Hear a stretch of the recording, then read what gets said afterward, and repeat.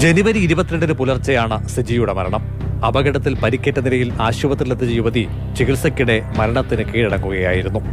പരിക്കേറ്റ നിലയിൽ യുവതിയെ ആശുപത്രിയിലെത്തിച്ചത് കടമ്പനിട്ട സ്വദേശിയായ യുവാവാണ്. ഇയാളെ ചുറ്റിപ്പറ്റിയാണ് ബന്ധുക്കളുടെ സംശയങ്ങൾ അത്രയും.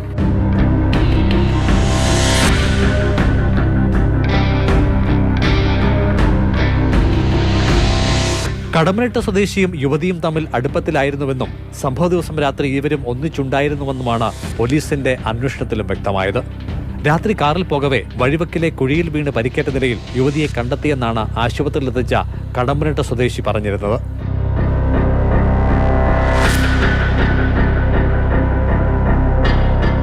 മുട്ടുമണിൽ നിന്നും ചെറുകോൽപ്പുഴയ്ക്കുള്ള റോഡിൽ കട്ടേപ്പുറം യങ്സ്റ്റേഴ്സ് ക്ലബിന് എതിർവശത്തെ ചെറുതോട്ടിലാണ് സ്കൂട്ടറും അപകടത്തിൽപ്പെട്ട് പരിക്കേറ്റ നിലയിൽ യുവതിയെയും കണ്ടെത്തിയത്.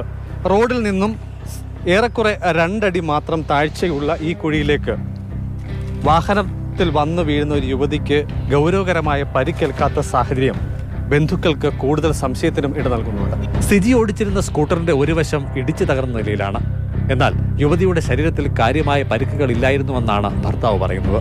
അതിനാൽ തന്നെ കൊലപാതക ശേഷം മൃതശരീരം ഉപേക്ഷിച്ചു എന്ന സംശയമാണ് ഭർത്താവ് പങ്കുവെക്കുന്നത്. കനാലിൽ വീണ് മരിക്കണമെങ്കിൽ അതിപ്പം വണ്ടിയിൽ നിന്ന് വീണെന്ന് പറയുകയാണെങ്കിൽ ഒറ്റ സെക്കൻഡ് തീരാനുള്ള ഒരു വലിയ മരണമൊന്നും എന്തായാലും വരില്ല. അത് ഇത് ഇവിടെ വെച്ചൊന്നും അല്ലായിരിക്കും നടന്നിരിക്കുന്നത്. ആള് മരണപ്പെട്ടു എന്ന് കൺഫേം ആയ ശേഷം കൊണ്ടിട്ടതാണ് അവിടെ. ആ വണ്ടി ഇടിച്ച് കിടക്കണമെങ്കിൽ നേരെ എതിർദിശയെ കിടക്കേണ്ട വണ്ടിയാണ്. നേരെ തിരിഞ്ഞാണ് വണ്ടി കിടക്കുന്നത്. അങ്ങനെ വണ്ടി തിരിഞ്ഞ് കിടക്കണമെങ്കിൽ ആ കുഴി അല്ലെങ്കിൽ ആ സ്ഥലം അത്രയും വീതി കൂടി സ്ഥലമായിരിക്കണം. എങ്കിലും ആ വണ്ടി റിവേഴ്സ് തിരിച്ച് കയറി അതൊരിക്കലും സ്റ്റാൻഡ് ഇരിക്കില്ല. അത് വ്യക്തമായിട്ട് നമുക്ക് മനസ്സിലാവും. കുറിയന്നൂർ സ്വദേശിയായ ഭർത്താവ് വെൽഡിംഗ് ജോലിക്കാരനാണ്. ഇടുക്കിയിലാണ് ജോലി. 2 ആഴ്ച കൂടിയിരിക്കുമ്പോഴേ വീട്ടിലെത്തുകയുള്ളൂ. ഭാര്യ എല്ലായ്പ്പോഴും സന്തോഷവതിയായിരുന്നുവെന്നും അവരുടെ പെരുമാറ്റത്തിൽ മുൻപ് സംശയങ്ങൾ ഉണ്ടായിട്ടില്ലെന്നുമാണ് യുവാവ് പറയുന്നത്. മരിക്കുന്ന ദിവസം പുള്ളിക്കാരി നല്ലൊരു ഡിപ്രഷനിലായിരുന്നു എന്നോട് സംസാരിച്ചത്. എന്നോട് പറഞ്ഞു എത്രയും പെട്ടെന്ന് അവിടുത്തെ വർക്ക് നിർത്തിയിട്ട് നാട്ടിൽ നിൽക്കുക, എനിക്ക് നിങ്ങളുടെ അടുത്ത് കുറേ കാര്യങ്ങൾ പറയാനുണ്ട്. അപ്പോൾ ഞാൻ ചോദിക്കുന്ന ഒറ്റ ചോദ്യമാണ്, എന്തെങ്കിലും പ്രശ്നങ്ങളുണ്ടോ അല്ലെങ്കിൽ എന്തെങ്കിലും ചെയ്തോ ആണെങ്കിൽ അത് എന്നോട് പറയുക, അത് നമുക്ക് എന്താണെന്ന് ഇത് നമുക്ക് ക്ലിയർ ചെയ്യാമെന്ന് പറഞ്ഞു. അപ്പോൾ പുള്ളിക്കാരി പറഞ്ഞു എനിക്ക് ആ ഒരു കാര്യത്തിൽ പേടിയില്ല, ഞാൻ ഒരാളുടെ കൊല്ലാൻ പറഞ്ഞാലും കഴുത്ത് കണ്ടിച്ചിട്ട് കൊണ്ടുവരാൻ പറഞ്ഞു എൻ്റെ കാല് ചുട്ടി നിങ്ങൾ വെക്കും എന്നെനിക്ക് നല്ലോണം അറിയാം. അത് പുള്ളിക്കാരി വ്യക്തമായിട്ട് പറഞ്ഞു. സിജിയുടെ മരണശേഷമാണ് കടമ്പനിട്ട സ്വദേശിയുമായി ഇവർക്കുണ്ടായിരുന്ന ബന്ധത്തെക്കുറിച്ച് ഭർത്താവും ബന്ധുക്കളും അറിയുന്നത്. ഈ യുവാവിനെ ഒപ്പം കൂട്ടി സിജി മുൻപൊരിക്കൽ കല്ലൂപ്പാറയിലെ അവരുടെ കുടുംബ വീട്ടിലെത്തിയിരുന്നതായും പറയപ്പെടുന്നു. സംഭവ ദിവസം ഭർത്താവിന്റെ രക്ഷിതാക്കളെ സന്ദർശിച്ച ശേഷം രാത്രി 7:30 യുവതി കുറിയന്നൂരിലെ തന്റെ വാടക വീട്ടിലെത്തിയത്.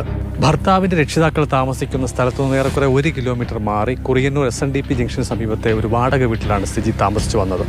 സംഭവ ദിവസം രാത്രി 11:32 സമീപത്തെ വീട്ടിൽ വെച്ചിരുന്ന സ്കൂട്ടർ സ്റ്റാർട്ടാക്കി സിജി പുറത്തേക്ക് പോയി എന്ന് ബന്ധുക്കൾ CCTV ദൃശ്യങ്ങൾ അടിസ്ഥാനപ്പെടുത്തി പറയുന്നുണ്ട്. അതേസമയം സിജിയുടേത് കൊലപാതകമാണെന്ന് സൂചിപ്പിക്കുന്ന ഒരു തെളിവും കിട്ടിയിട്ടില്ലെന്ന് പോലീസ് വിശദീകരിച്ചു. അപകടത്തിന് മുൻപുള്ള മണിക്കൂറുകളിൽ യുവതിയും ആൺസുഹൃത്തും ഒന്നിച്ചായിരുന്നു. രാത്രി വൈകിയുള്ള മടക്കയാത്രയിൽ യുവാവ് സിജിയുടെ സ്കൂട്ടറിന് പിന്നിൽ എക്സ്കോർട്ടായി പോവുകയായിരുന്നു. അമിത വേഗത്തിൽ സ്കൂട്ടർ ഓടിച്ച സിജി അപകടത്തിൽപ്പെടുകയായിരുന്നുവെന്നുമാണ് പോലീസ് വിശദീകരിക്കുന്നത്.